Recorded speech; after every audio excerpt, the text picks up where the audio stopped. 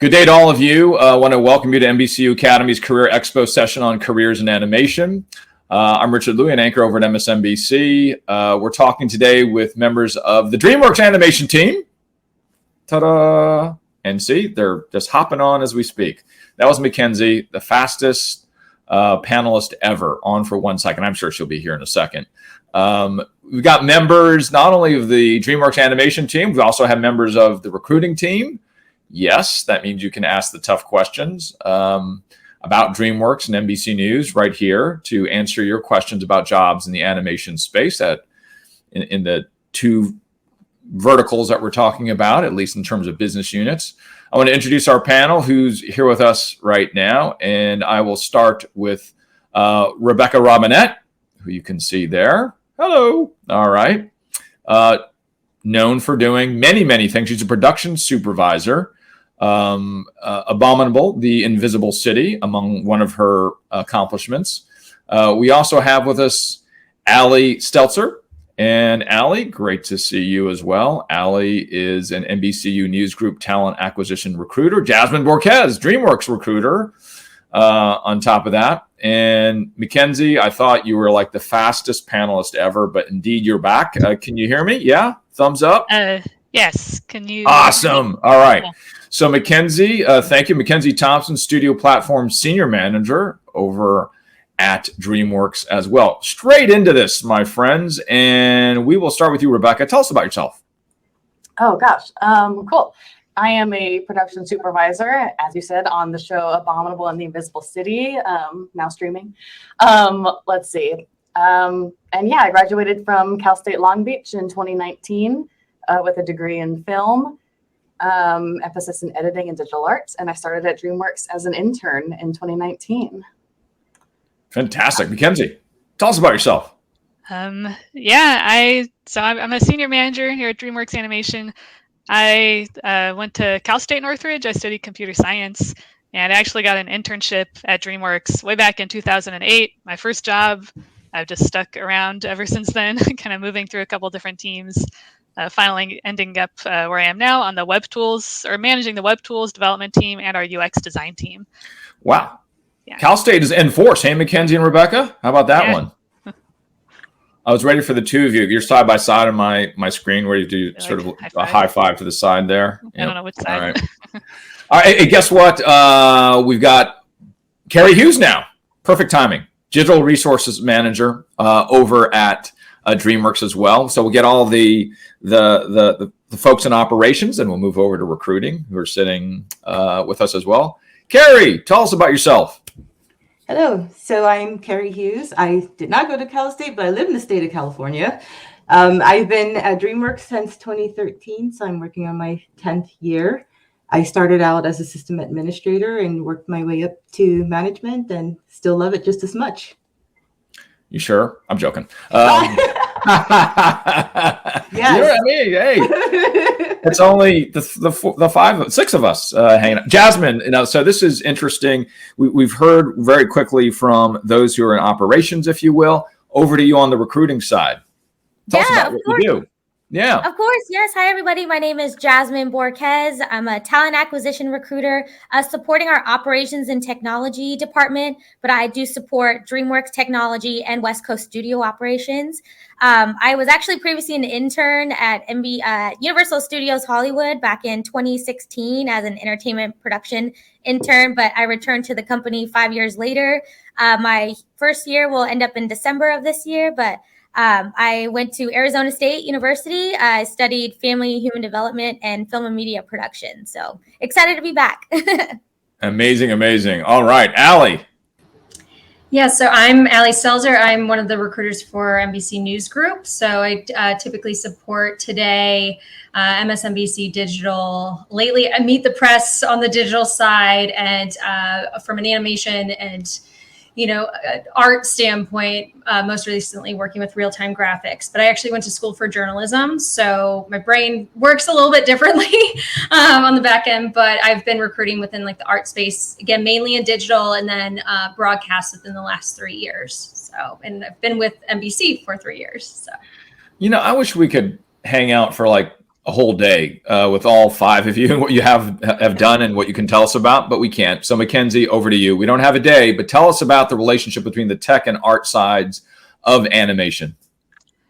Yeah, both are like the biggest parts of animation. At the studio, there's, in terms of like the people who work here, there's a whole spectrum from like very artistic people who are like drawing all day to very technical people who are like managing databases and coding all day. So there's, and a lot of people in between who interact between those different groups. So we all, a lot of us work really closely together across those lines, and it's really cool to be under the same roof with artistic people, even though we're focused on technology. And one of the most kind of unique parts of working here, and as opposed to other technology places, is that tight interaction of we can build an application or add a feature and deploy it, and then users are using it like an hour later, and you get that feedback loop of what's, you know, the problems or the good, you know, feedback from them. So that's a really special part of working here. To get where you're at right now, did you focus previous to DreamWorks on tech or more on art? Not that there's one right way or wrong, just in terms of how you got here. Yeah, I studied computer science in college, but it's always good to have that appreciation for art because we're working with artists. So having like a little bit of that insight. I took computer graphics classes, so, you know, learned a little bit about how an artist would, you know, create 3D models and stuff, but I focused on computer programming mainly.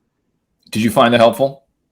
Yeah, it was some good insight into just like the terminology and where they're coming from. It's, you know, it's not the same as working at a real animation studio, but you get a little taste of it and appreciation for it. What was the one class you remember? I had a computer graphics class that was pretty fun. It's kind of more focused on like video game, like real time kind of graphics. So I remember building a little tiny game with like a space shuttle that would like navigate around stuff like a planet in space, stuff like that. Oh, great. And then post-college, what was one experience that you still remember that was like, I'm glad I did that? Well, I went right to DreamWorks while I was still in college. I got my internship during my last semester, so I'm really lucky. I applied to a few like VFX and like animation places, and luckily I already lived in LA, so it was really convenient to get a job here, and yeah, super lucky. So. Well, great. Rebecca, over to you. Your focus on animation and television. Similar question to you. Yeah, so I'm in production. Being on an animated TV show was kind of really like, you know, hit the ground running sort of thing. You know, the schedule's really condensed, and my job's pretty much overseeing the production team that's on the show. And the production team, it takes months to really understand what production does because they touch everything, but they're basically like the main brain hub that's connecting all the artistic departments, all the even tech. If we need to talk to the tech teams or overseas studios, we're the ones that are talking to everyone, taking notes, making sure deadlines are hit and whatnot. And I ended up here after my internship. I got hired as an assistant on a preschool show, and then shortly after became a production coordinator, and then got bumped to a production supervisor for this show, and it's been great. Was there more part of that question that I've forgotten about? There's lots. How about this? What is the experience that you really remember today that, boy, I'm glad I had that? Whether it was, you know, back at Cal State or whether it was post, something that really still instructs you and brings you to where you're at. Yeah. When I was in school, one thing I did was I wanted a minor, and I decided to minor in communications because, I don't know, it seemed like something I needed to work on, is knowing, you know, the entertainment industry is a bit of a, you know, communication game. You have to know how to communicate with people. I'm great at emails, that sort of thing. And I think that's something that helped me even just in interviews and, you know, getting my foot in the door for that internship. And the internship really was invaluable to me at DreamWorks because it just let me open the door to all these people that I could talk to and figure out what they did day to day. I met like 10 different editors because that's what I was interested in originally. And I met people in production, and, you know, without that, I wouldn't be where I am today. So. Amazing. Carrie, for you, also the same question. What is it that you remember that brought you to today? That was like one of the building blocks, you know what I mean? Well, as far as the building blocks, you know, I've changed my career over the course twice. You know, I started college at the University of Alabama in Birmingham as a pre-med student. And, due to my mother's deteriorating health, I went into computers as far as my direction by starting in a call center. And from there, I built my customer service skills. And over the course of that and taking on tech support, I started to grow and build my skill set with each job that I stepped into. After having about 14 years of IT experience, I put my resume out there looking for something new.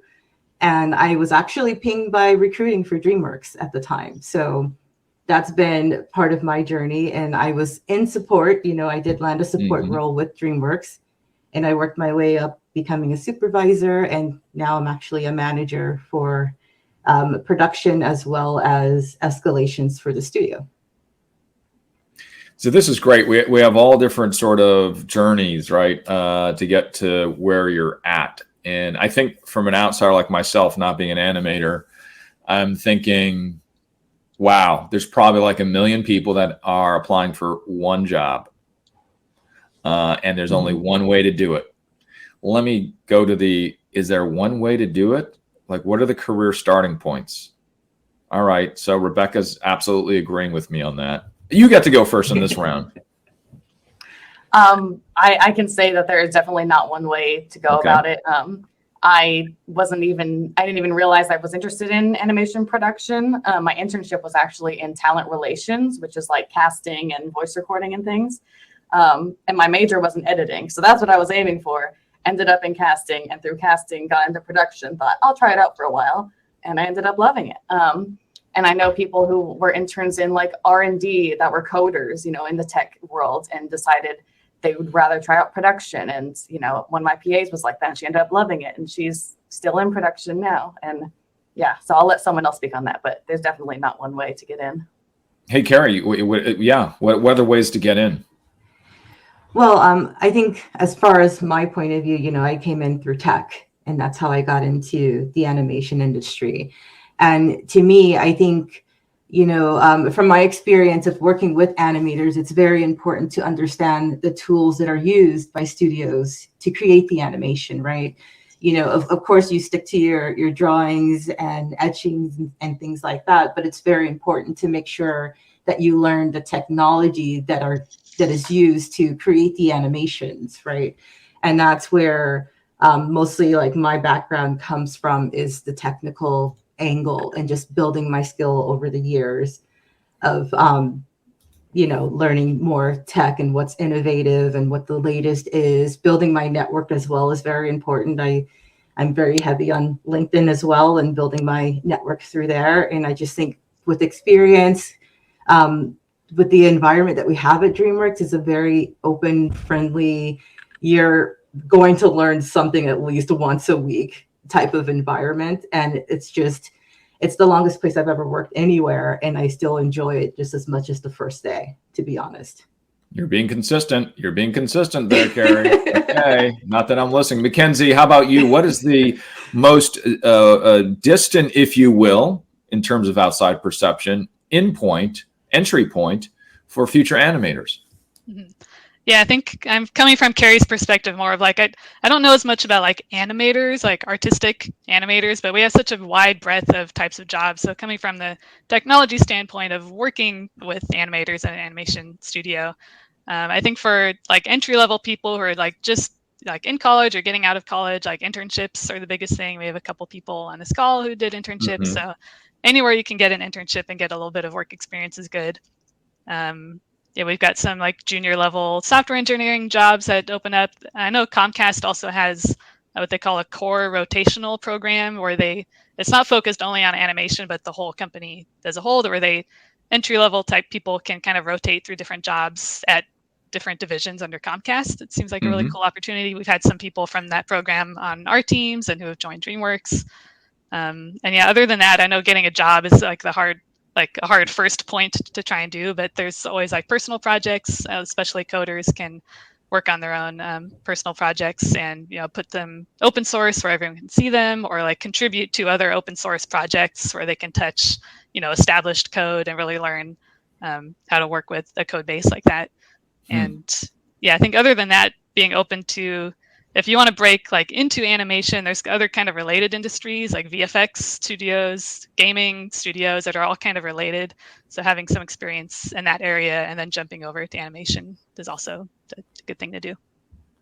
Hey, Jazmine, so let's just say you have somebody that is applying. You're sort of the first eyeballs on these LinkedIn profiles and resumes. Let's say you get a resume or an applicant from a Chinese American male news anchor or something like that. What would you suggest that they put on their resume because they're not fitting the, what would you suggest? Yeah. Great question. Of course, not the anchor thing, but you get my point. Yeah, of course. I would say I think the biggest thing is highlighting accomplishments. I feel like we've seen a lot of duties of what candidates have been doing on their day-to-day responsibilities, but I feel like the accomplishments, anything that you can discuss in terms of promotions, any awards that you win, because we see these individuals going above and beyond their scope of work.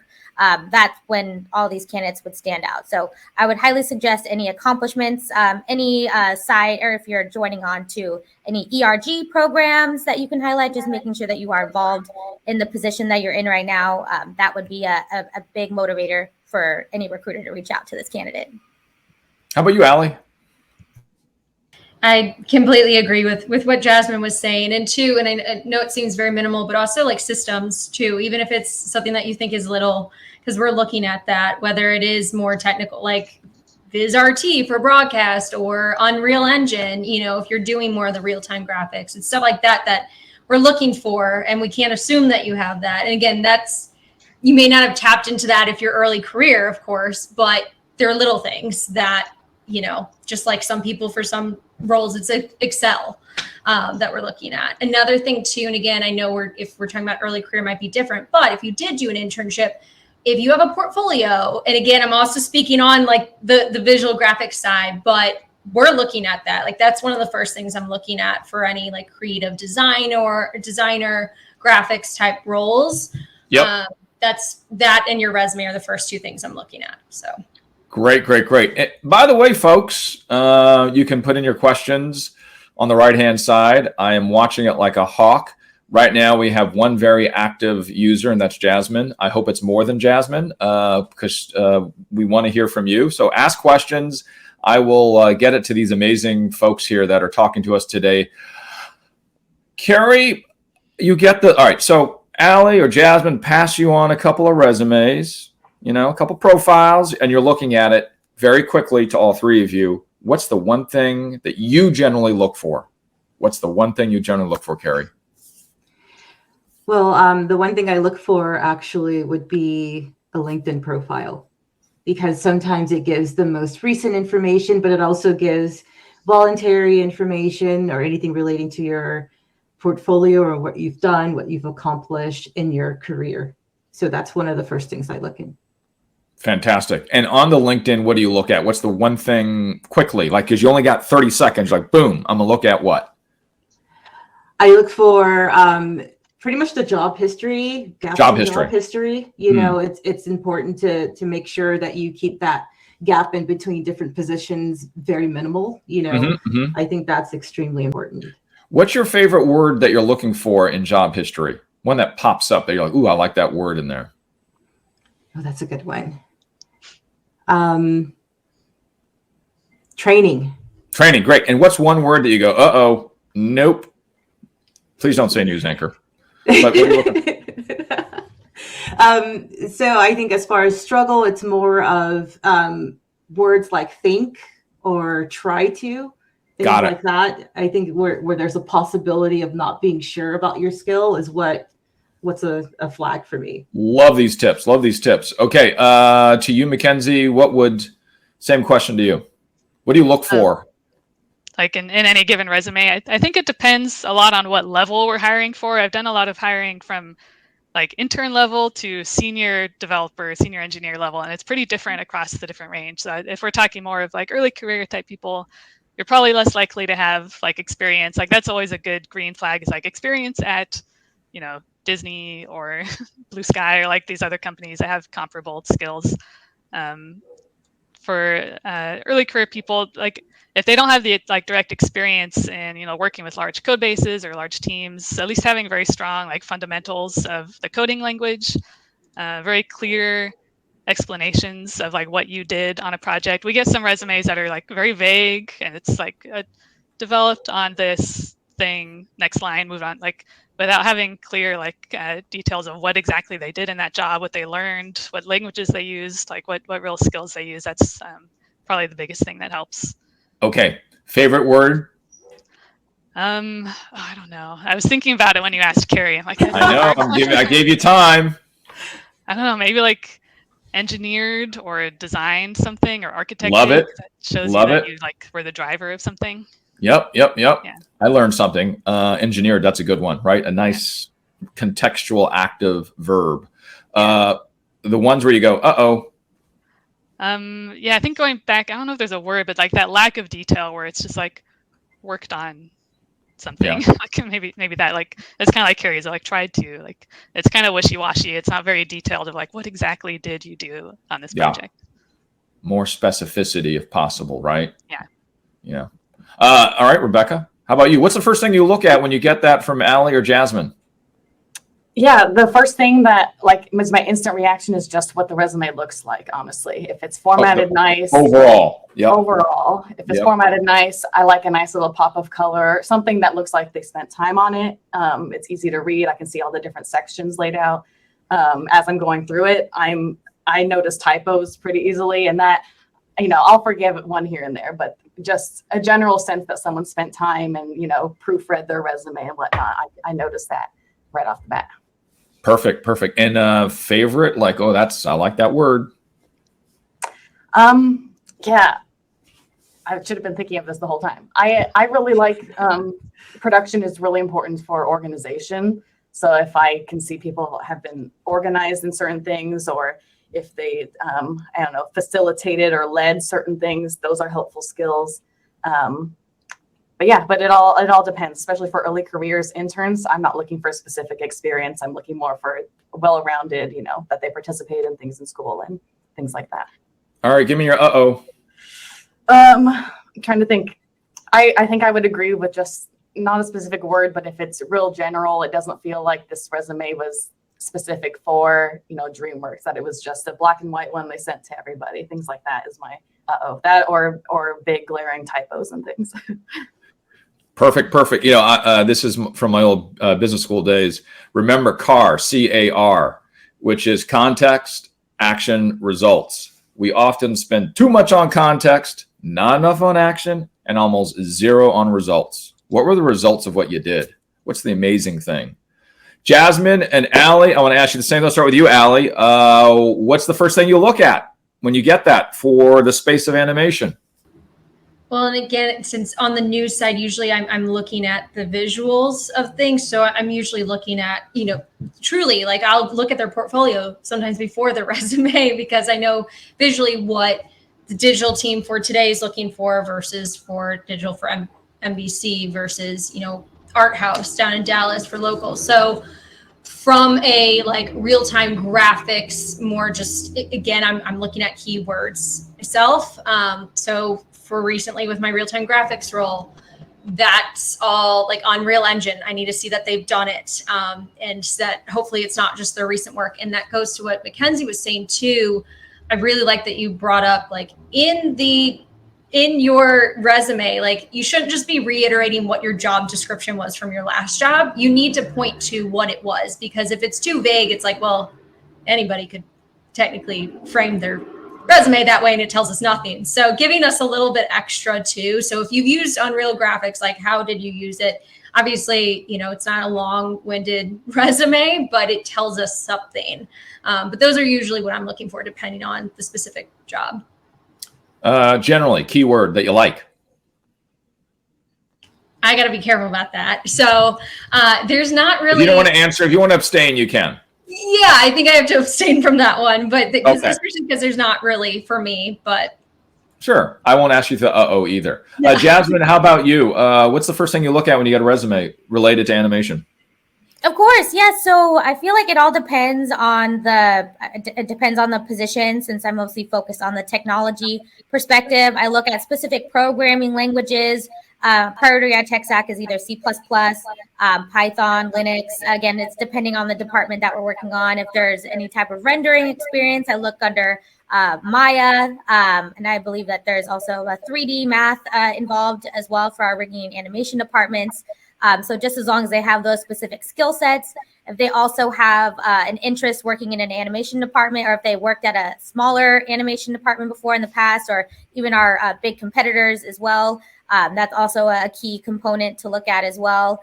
I know for our early career recruiting team that we either look for demo reels, a portfolio, and an up-to-date resume. But I believe that if we're looking at specific internship portfolios, I think it all just depends on specific projects that these candidates have been working on in college. I'm more so can dive into that a little bit more, but I feel like most of those animation internship portfolios varies based on what department that these internships are based out of. And I can get that information more for any individual who wants to sidebar with me for any particular roles. Fantastic. All right, great. Hey, Robert is asking, what do you look for in animation internship portfolios? Mackenzie, what do you look for?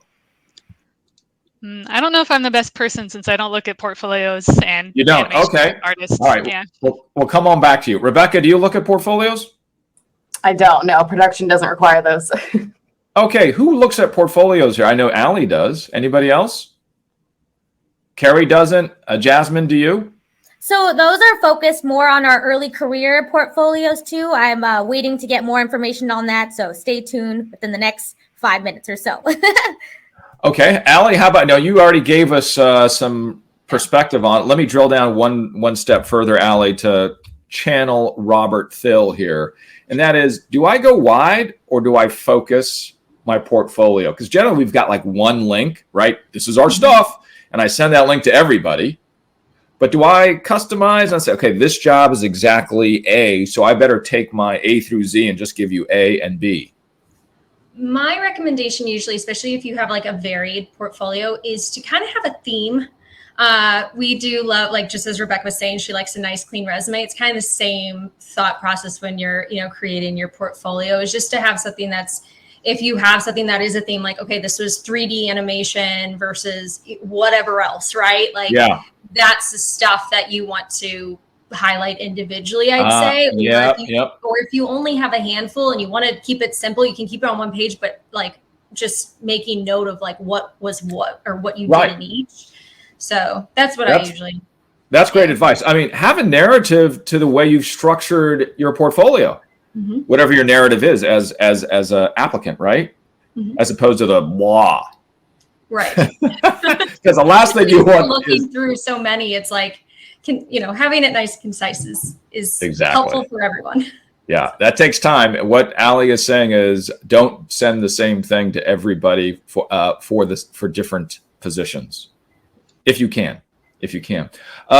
Preston, thanks for asking this question, by the way. Robert, appreciate you. Hopefully I was channeling what you were asking one level lower. Preston Johnson, what new technology apps should we start paying attention to as students? Okay, you can. So I'm going to just go to you again, Rebecca. So I'll start with you this time. What are you liking right now in terms of apps, programs, tech? The things that usually set people ahead, at least for production, is general knowledge of Adobe softwares. We use a lot of Photoshop. We use a lot of, Acrobats and things like that. Google Suites is pretty much where all our work is done. Gmail and calendars and things like that. Excel is really big for tracking notes and schedules and things. So those are the basic organizational softwares. And then ShotGrid, which the people listening may or may not know of that software, at least in knowledge of what that software is helpful. Every show uses it differently, so it's not needed to be an expert on ShotGrid, but that's a big production tool all the shows use. Fantastic. If you can pop that, Rebecca, into the chat too, just in case folks didn't write it down. Carrie, how about you? Any app tech that you think folks should know about? Well, I think it's also important to know what studios are using. I know I mentioned LinkedIn before, but it's important that you follow those studios, because they might mention, oh, we're using this program, Blender, for example. I know we've just open sourced Moonray from DreamWorks, and it's good to at least, learn about the tools that different studios are using. And some of them are actually free, for the consumer to just dive into and try to create projects. And when it comes to tech and animation together. So I think it's just very important to make sure that they, understand the tools, watch YouTube videos on how the tools are used, and just give themselves a chance to be exposed to different technologies that different animation studios are using. Fantastic. Mackenzie, same question to you. This is not an advertisement necessarily for any of these programs or apps, but, feel free to throw out the brands that you're watching. Yeah, I think for my team in particular, since we're doing web development, it's a lot of web technology. We use React, which is kind of a newer framework that web development is based on. We started doing more cloud-based services stuff for our pipeline. So it's a lot more, if you have a chance to learn about the cloud or hosting things on the cloud to be globally available, those are good ones. In terms of animation more in general, there's some open source stuff out there that's available. I think someone was touching on that's Blender is out there free to be used.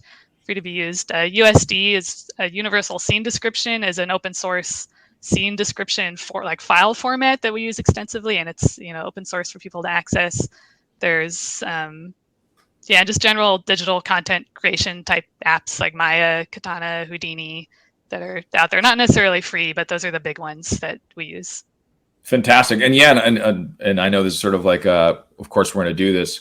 Go to folks like Mackenzie, Rebecca, and Carrie and look at their LinkedIn to see what they are putting in their resumes, as well as other experienced animators. They're also going to have some of those key apps that you're asking about. So thanks for that question. We appreciate that, Preston. Anytime you want to throw, Victoria's the voice of God here. She's the producer here.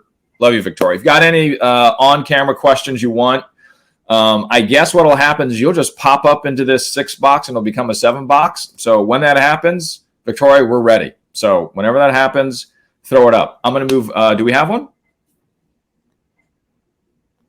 No. Okay. That's okay. Out of a job, how many applicants do you typically get? Just give me a range, because again, I started by saying it feels like it's 1 million people applying for one job, because animation seems to be such in demand, if you will. This is over to my friends Jazmine and Allie. Really quickly, just a general range.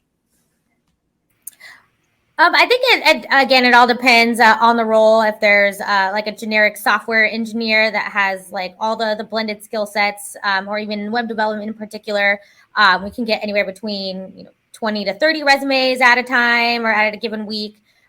Or even at internships, for our internships, our early career positions, it can go as more as a couple hundred internship resumes just to get our candidates our foot into the door. But our mid-level director, senior manager level, they can go anywhere between 20 to 50 resumes at a given time. Whew, I'm glad it's not 1 million. All right, how about you, Allie? The exact same. Oh. So all right. Usually sometimes 20 to 30, but if we're pulling heavy, we'll get up to about 50 for mid-level, I'd say. Okay, great.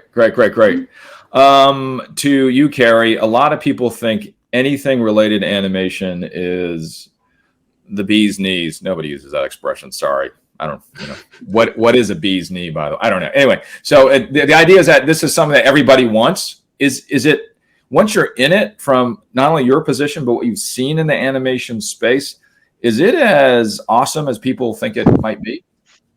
I would say better, to be honest. And that's because of the exposure from my point of view. I started in support, supporting the entire studio. So working with different teams, working with different engineering teams as well, and seeing how it all works together. And then you have the end product of the delivery of a movie that never really gets old, because you've seen the beginnings of it where, you're provisioning the hardware, you're locking in the software that's being used per movie, and then seeing the end product is the victory every time. So that never really gets old for me. Wow. Thank you, Carrie Hughes, press secretary for the Association of Animators. Woo! Mackenzie, how about you? Is it, you know, it seems like it's amazing, but give us some balance as Carrie's view was that it only gets better and better. But what might be the things that, hey, oh, by the way, you got to do this? Yeah, I mean, it's a lot of hard work. I know usually what animation studios kind of publicize is like the fun and games, or like decorating your cubes and parties and release days, and that stuff is there. Like it's a great thing to have along with the hard work, because we often have parties on campus or release crew parties and screenings and stuff like that. But it is a lot of problem solving, because it's nice that everyone has like a singular goal. Like as a company, it's like getting that movie out, whatever we need to do to like unblock the artists, get their renders started over the weekend so they can be ready by the next week. It's a lot of not super tight deadlines. Like we don't have a lot of crunch where people work on weekends necessarily, but there's always that end goal in mind of like getting those artists able to do their job. So it's tons of problem solving, a lot of like deep thinking about problems. It's not all just running around and like Nerf guns and stuff like that. That is there, but it's also sometimes you're on deadline, right? It's big, like 7 days, lean in, let's get it done. I'm sure too, right? It's true in journalism. Yeah, it's a lot. I think, especially like right now, there's like a trailer that they're working on for a movie, and it's like whatever they need for that trailer, that's going to be like a priority. We have to get that done for them. Fantastic. Hey, Rebecca, what do you love most about animation? Yeah, I mean, I've always loved animated movies, but that's the easy answer. But I mean, talk about deadlines. TV has real tight deadlines. And even so, at least the teams I've been on, every show team has a slightly different culture, whatnot. Overall, DreamWorks has just a culture that I think is just positive, open door. You know, if you want to learn something, we'll teach you, you know. If people are busy working, they'll say, like, come back in an hour and I'll show you what I'm doing, that sort of thing. And I've always loved and appreciated that. I don't feel like stuck where I am. If I want to branch out to another departments, I feel like my bosses and everyone is supportive of that and trying to get me where I want to be. And overall, I've always emphasized just optimism and positivity, because we have those tight deadlines. Things go wrong. There's going to be deadlines that maybe we have to push and some stress points. And I've had line producers that only emphasize, we're making cartoons, everyone. Like, let's, you know, relax a little bit. We'll push that deadline. It's okay. You know, go home. We'll talk about it tomorrow. We'll fix it. So the positivity is just real nice in an environment that can be stressful when it's in that real mid-production crunch. I know that, Reagan, you asked the question about graduate students versus undergraduate students and the degrees and that difference. I want to go one step further, which is often a question of impacted industries. Hey, you know, the job market's not looking so good. I haven't got a lot of bites, right? What do I do for the next 2 years out of college? Should I go back and get a master's? Should I work anywhere? Or should I find any job in the industry or an adjacent industry? What would you be? Because that's always a tough question, right? Because I'm not quite resonating right now in the process, but I'm giving myself 2 years to do something. And in 2 years, I want to make myself a stronger candidate to enter into these spaces of animation. What would be your 15-second piece of advice related to that question? And Rebecca, what would you say? I was hoping someone else would go first. That's the story of my life. Yeah, I mean, just do what interests you, I would say. If there's an internship in any sort of media or something that you can get, I think that's always a good foot in the door. You're going to learn something, you know, whether it's like a fantastic experience or maybe like not the best experience, you're going to learn from it. Yeah, I don't know. I'm going to pass to somebody else for now, because I'm going to. Yeah. You know, again, what do? You got 2 years. Do you do something completely different and like go and do with a totally different industry, for instance, right? Or do you try to be adjacent, or do you just go to school? That's always a big question. What would you say, Mackenzie? Yeah, it's a good question. I mean, offhand, I'd feel like I don't really have a strong bias one way or to the other. If I see different resumes coming in, some people went to grad school, some people have worked a couple internships or jobs during that same time. I don't think there's a clear delineation that one is better than the other. They both bring different benefits. I think for something highly technical, what comes to mind is maybe like rendering, like coding our renderer, which is like super technical. You have to know a lot of math. Maybe something like that would make more sense to get to go to grad school for Oh, to yeah. like really Yep. nail those technical skills, but Yep. for other jobs, getting that work experience and maybe interacting or coding with a large legacy code base at a real company, that's a super important skill too coming into DreamWorks, because we have tons of existing code that you have to like get in there and learn. So there's Got it. definitely pros to both. So yeah, I can't give Fantastic. you a hard answer. Yeah, great. Okay, hey, Carrie, 15 seconds. What would you do? I got 2 years in front of me. What do I do? So to echo Mackenzie, it really depends. I'm not biased either. It depends on what you get into, and whatever it is, you can actually gear that towards your end goal of being into or getting into animation. So it's important to build that environment of working within teams, working siloed. How do you function that way? How do you work on delivering for a deadline? There are different types of job that can give you the relatable experience, which you can also use when it comes to your interview, as far as what have you done? How do you work well within teams? Give us an example of something that you've accomplished that you're proud of. Those are skills that you can actually build from other industries as well, and tie it back to what you're trying to go for in animation.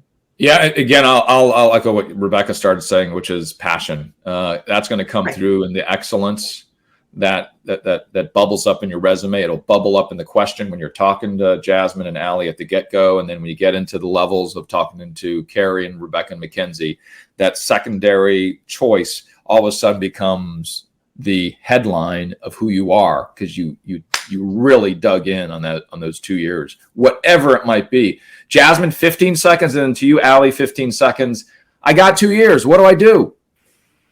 I would say make those introductions to recruiters. If you see any of those connections on LinkedIn, feel free to reach out to us directly, or if you to even specify on this, if you do have a position that's interesting within that 2 year time frame, that can either be an associate level or going into that mid-level, depending on that skill set. But I would highly recommend looking at those associate level roles and just say like my skill sets are transferable depending on like that particular position, and our recruitment team can more so direct you in a better direction as opposed to going in a generic route. So I'm here to more so open doors for all of our candidates and providing that candidate experience too. And Super. We definitely go over there. So more specific for me, the better. Allie, 15 seconds to you. I mean, Jazmine pretty much hit the nail on the head there. I was going to say, especially highlighting the transferable skills. I mean, I tell people that internally, even if they're looking to make moves, it's the one thing that, because sometimes we don't see that right away. So if you highlight that a little bit more, it's certainly helpful. Okay, cool. We're down to 3 minutes left. Really, please help me. 15 seconds on your answer here. I'm trying to pack in 100 pounds of sand in a 10-pound sack. And because I'm a journalist, I'm listening to questions. Whenever I'm doing an interview with a potential hiree for whatever it's been throughout my career, and I've hired folks, I listen to the questions. So to all of you, what is the question that we should ask if we're trying to get a job in animation that shows, hey, I'm in it to win it? All right, I won't go to you first, Rebecca, because you asked me not to. So I'm going to go to... I have an answer for this one. I'm going to go with Allie first. And I don't work as heavily in animation, like with recruiting, say, as like Jazmine does. So she might have a better answer. But, I think it's more so the answer to one of my questions versus them asking. I think might be the best way for me to answer this, which is, I always like to know what are like the top 2 or 3 things that you're looking to get out of your next role or your first role. Like, I think it's most telling and I preface it with saying there is no right or wrong. It's just for you personally. I'm not necessarily saying 10 years down the road, but that kind of helps feed that natural conversation too, and knowing how that position or others I'm working on the lines. Again, not the best answer to your question, but it ties in. So it does. Jazmine, you're going to answer my question. That was good, Allie. Thank you. What is the question that I need to ask? Because I've made it now past the gauntlet, and I'm actually getting to speak to a human now. What's the question that you kind of like to hear? I love to hear like how you got your career at DreamWorks. So I love to hear like all these candidates that are asking me what is the reason why that you joined DreamWorks, because we have a better understanding of how we ended up getting here. They'll have an exposure of what the company culture is like, the team collaboration that we worked on. So that would be a great question if any of our candidates are interested in learning more about like the nuts and bolts of our team. Got it. Okay. To you, Mackenzie, 15 seconds. What's the question? That was a good one. Thank you, Jazmine. That I should ask to show that I'm in it to win it. Yeah, I think for an early career person, it's hard to kind of look forward and like think of the job in a way like imagining you already have it, and like thinking one question that I've had on my mind I haven't really gotten from people is like what could I do to stand out in this job, or what would I do in this job to help you the most? Kind of thinking like you have it already, and like what do I do? Like what would be the best thing to stand out or move up or like help you in particular? I like that. Yeah. Okay. How about you, Carrie? I think also to echo Jazmine's response, it is good to hear about, have the candidate to reverse the interview, because I think that gets missed a lot. The candidate doesn't realize that they should be interviewing for what their potential boss could be or team should be like. So they should think more of that aspect and be ready to ask questions. What's the question, Rebecca? Mine's similar to Mackenzie's. I like it when they ask, what are the qualities that would make someone successful in this role? Whether it's internship, PA, that's the easiest one, because we can have a discussion about that right out, what our team's values are, and it works. And I like more than final. Perfect. Great stuff. Final question. 1-word answer. What is the future of animation? What's the future of animation? Jazmine, 1 word. Technology. Allie. I have to piggyback with her. Technology. Rebecca. Unwritten. Mackenzie. Cloud technology. And there's a dash. There's a dash. Carrie. The same, cloud and technology. All right, great. Hey, Careers in Animation here at NBCU Academy Next Level Summit 2022. Thank you all for being here. Thanks to all of our fantastic guests who've really put up with me quite nicely. I thank you for your candidness throughout this entire conference. Thank you for all your questions, by the way. We tried to get to all of them. Now you know the names. Now you know where to go if you've got more questions, because they've raised their hands, all 5 of our panelists. Thank you all. Enjoy the rest of the summit. See you later.